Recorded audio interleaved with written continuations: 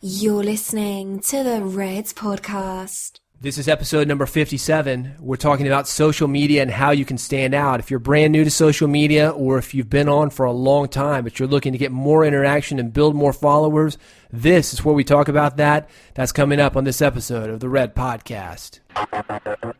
This is the Red Podcast.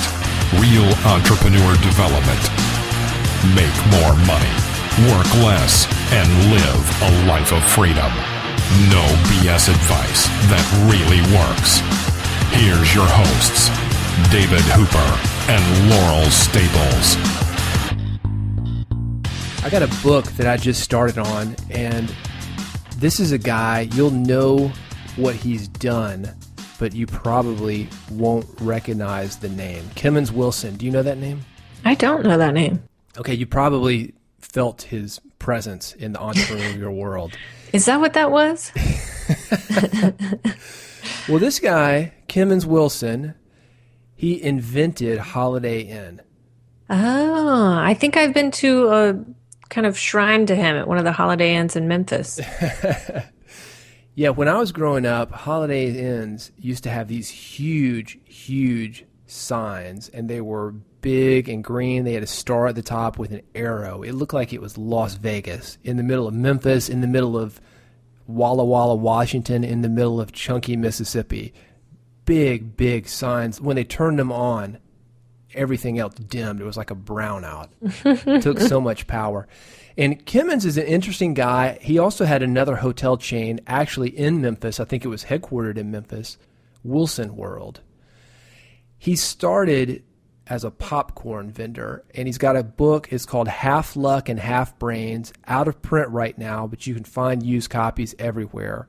And it's a fantastic story of a guy that got franchising down and got scalability down and really took what we call motor inns. There were a lot of independent motor inns before Holiday Inn, and he completely changed it. This guy in Hojo, Howard Johnson, completely changed how the game was played. Great story of a guy that, like I said, you probably don't know, but you felt his presence. I love stories like that, to look at entrepreneurs kind of in a different light than I look at them normally. So that's a great way to do it.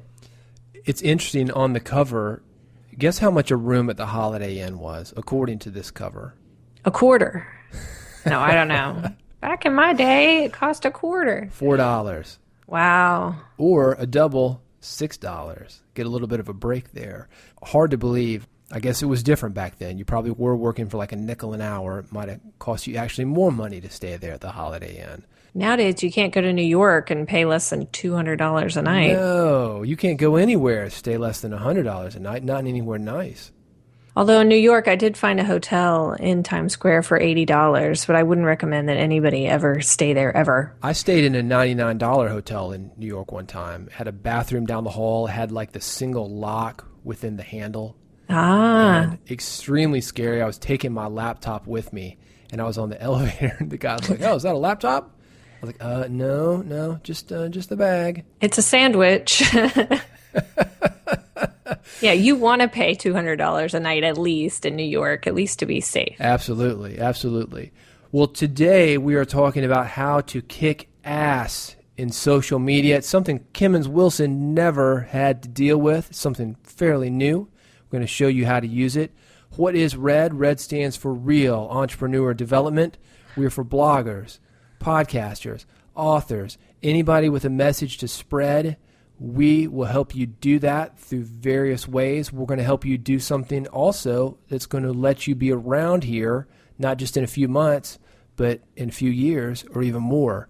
These are long-term strategies for you that will help you last as long as you want to. The problem with social media is that it can get really overwhelming if you don't have a game plan, if you don't know how to use it.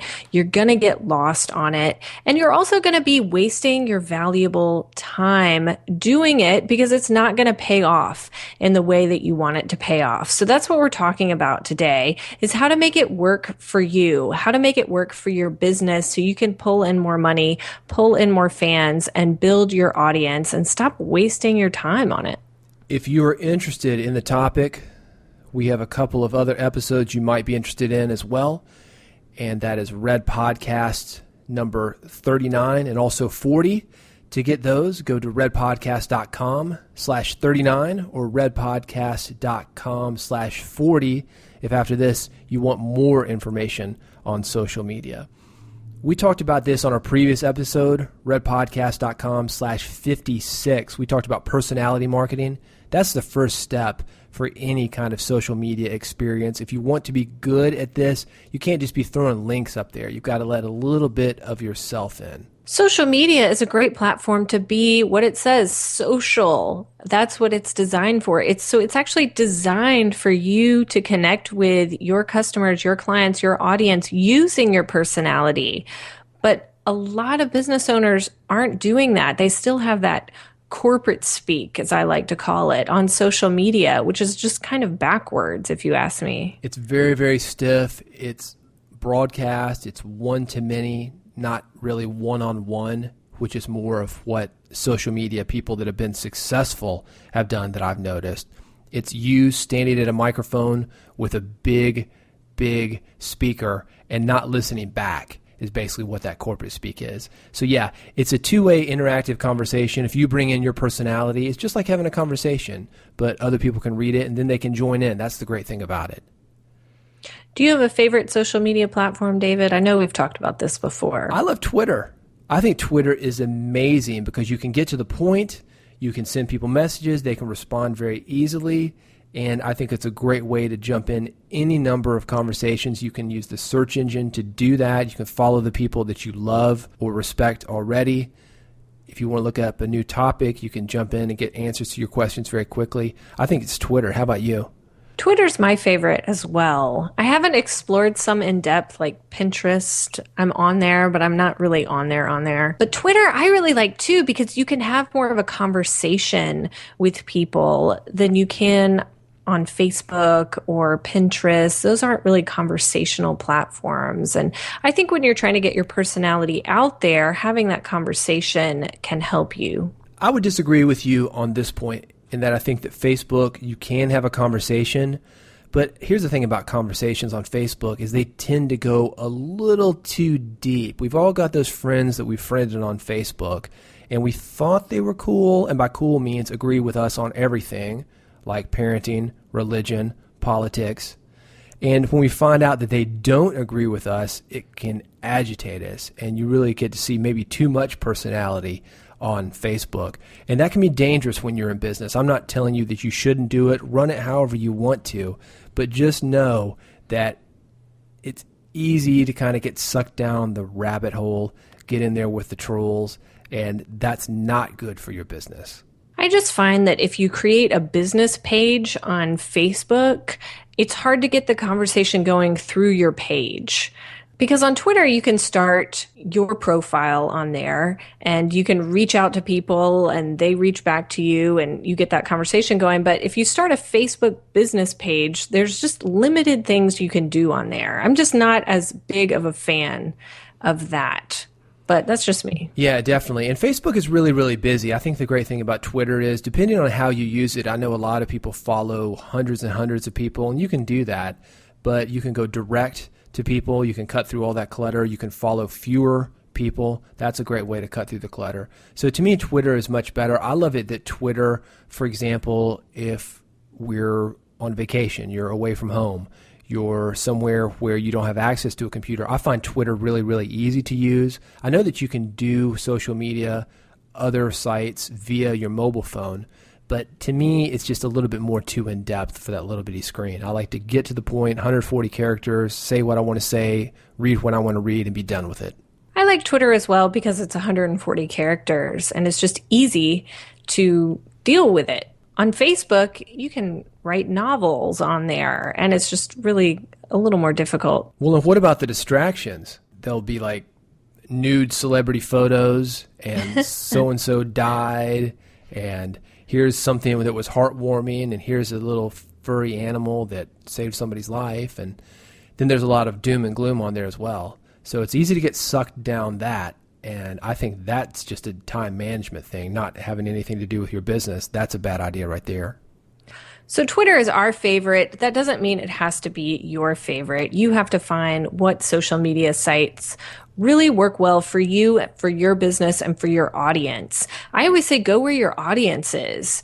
If Twitter's your favorite platform that you want to use, but your audience is maybe middle-aged moms that don't use Twitter, don't be on Twitter. Right. So you really have to be congruent with where your audience is, and that's where you have to go deep on those sites.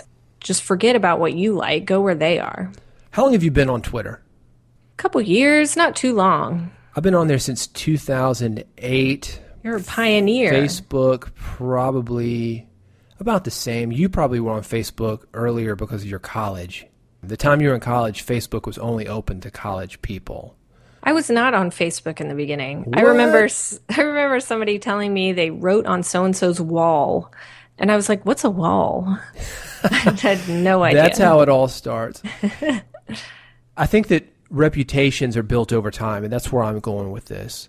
So since 2008, I've been on Twitter. Right now, I have about 11,000 people following me, interested in what I have to say. The Red Podcast account was started in 2014. We haven't been on there nearly as long. We've got a couple thousand people following us now. That was done a little bit differently because we actually reached out to people first, and a lot of those people followed us back. In general, I think you can build a lot of followers very quickly, but reputation takes time. What would you say people do if they want to build a reputation? Because you sign up on these social media sites as soon as you get your business going, whether that's 2008 or whether it's 2014 or in 2015. So aside from signing up as early as possible, what would you recommend people do to build that reputation? I think the best thing that you can do is go deep and narrow with the information that you share. You're not going to attract everybody, but you will attract the people that are going to connect with you in a very, very special way.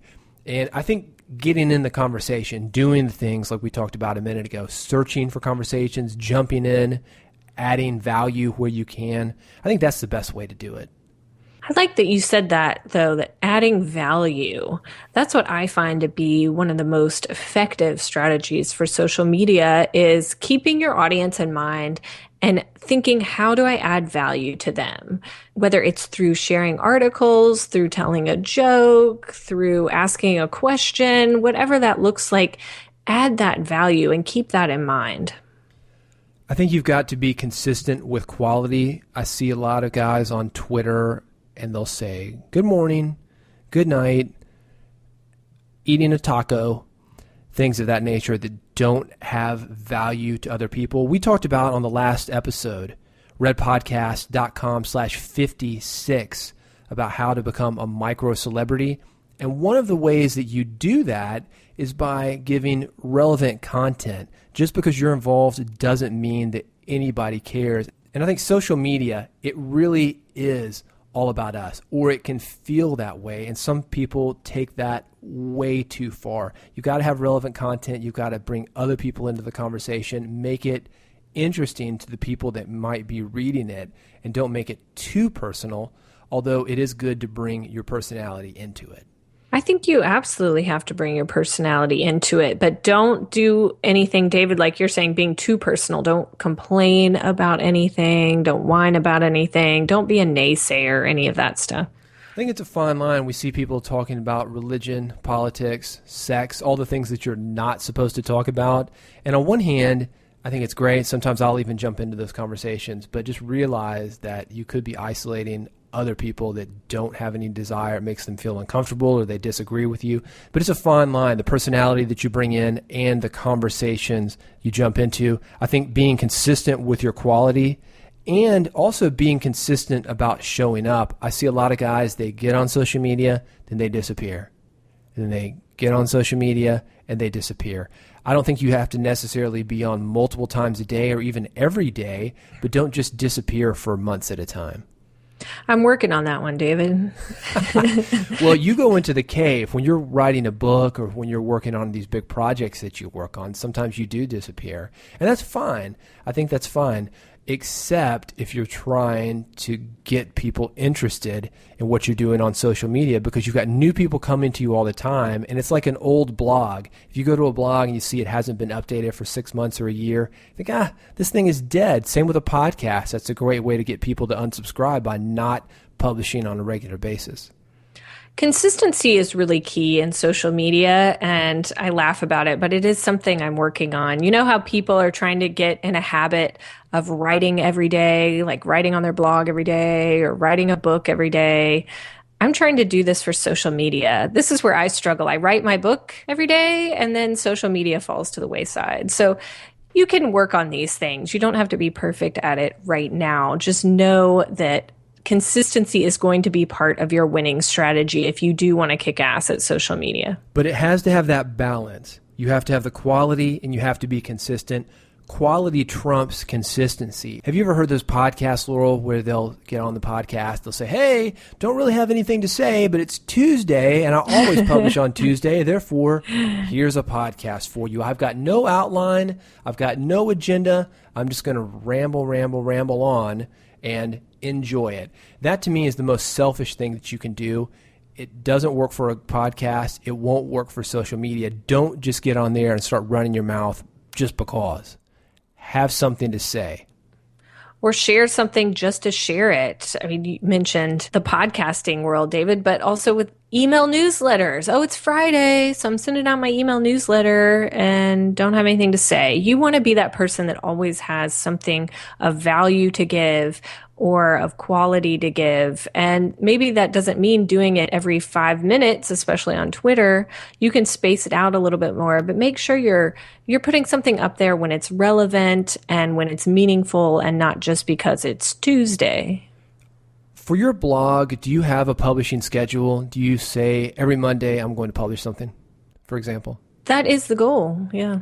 Okay, see my blog, bigboldimpact.com, I've got a publishing schedule. Every Monday, every Friday, there is something published. Sometimes you're going to connect with some of those articles more than others. But what I've found, and this is a good reason to have a schedule, is that it causes me to dig deep and to find something of interest. Never use your publishing schedule as an excuse that you have to publish, but do use it as a reason to go deep and find something good that's worth getting out. When I'm in those times where I'm really kicking ass at social media, I like to kind of keep a list of content that I think will be relevant to my audience. So if something happens to me during the day, if I come across something on the internet, I just like to keep a list of things that I think people will be interested in. And that's helpful as well, whether you're trying to create content for your blog, for your podcast, or for social media. Just keeping that list of what's going on in your life for you to share. Yeah, definitely.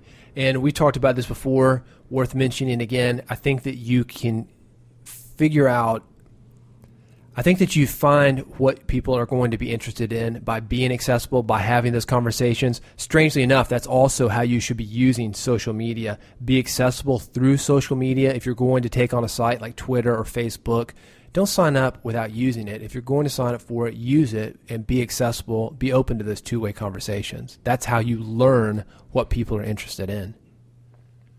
I'm such a hypocrite because I'm signed up for Pinterest and I don't use it. Well, let's explain what it is that you do use Pinterest for. You've got a business partner on a project that you're working on, and that's the way that you guys swap ideas. It's true. I have a lot of secret boards on there. I don't have any public boards. I don't use it in that way. It's not a social thing for you outside of your company.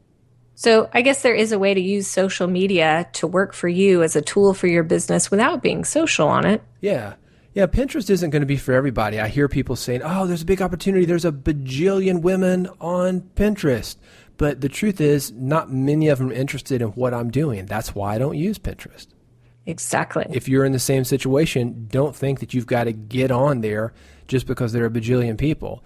There's a lot of people in China. They're not interested in what I do because what I do is not in Chinese. Again, that's knowing your audience and knowing where your audience is and putting your energy onto the platform that will connect with your audience. Yeah, I would suggest picking one or two sites and then going really deep. For me, Twitter and Facebook. I'm on several others just because I've signed up. People ask me questions, and I want to know a little bit about them, but I don't log in. Don't really care. Pinterest, like I said, don't use it. I think I've got an account just because I was curious about it, heard people talking about it, but it's just not for me. So I'm not going to send people over there when I'm not available to respond to them. I'm not going to mention it. I'm not going to use it at all because there's no point. If you're not going to do it right, there's no reason to mention it. I'd say pick two. The big ones for me, again, Twitter and Facebook. I think those are the top ones for most people. Some people are getting into Google+. They said, well, it's great for SEO. Is it? I don't know. It's also another thing for you to do. If you can't use it for what you need it for, SEO is great, but there are other ways to do it. If you can't use it for what you need it for, don't do it at all. I agree. Just pick a couple. You are one person. And if you're trying to be on every single social media platform because someone might find you on one of them, you're just going to be spreading yourself too thin. You're going to burn yourself out. It's just not going to be very fun. You're not going to be able to kick ass on social media. Something that I think helps, we've talked about getting involved with the conversation, and I'm amazed that people are nervous to do this.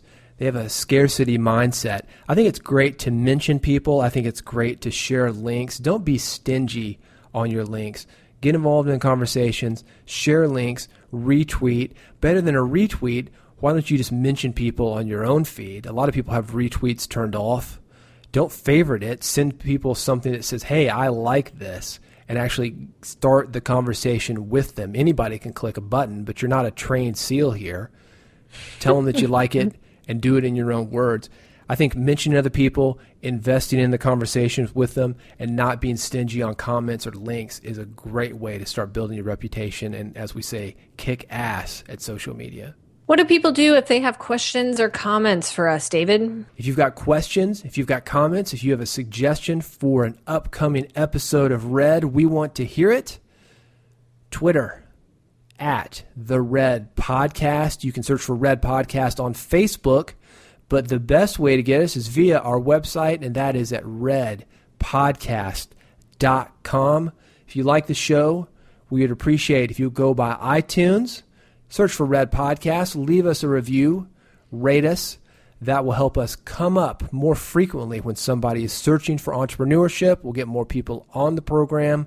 We will build the real entrepreneur network. The more people we get in here, the more you benefit, because the more people that are out working, the more people that can answer your questions, the more people that are involved in social media and doing exactly what you're doing, writing, creating, blogging, podcasting, and publishing. Thank you for listening. We'll see you next time on the next episode of the Red Podcast. You've been listening to Red Podcast, Real Entrepreneur Development. Subscribe today using iTunes, Stitcher, or via RSS at redpodcast.com.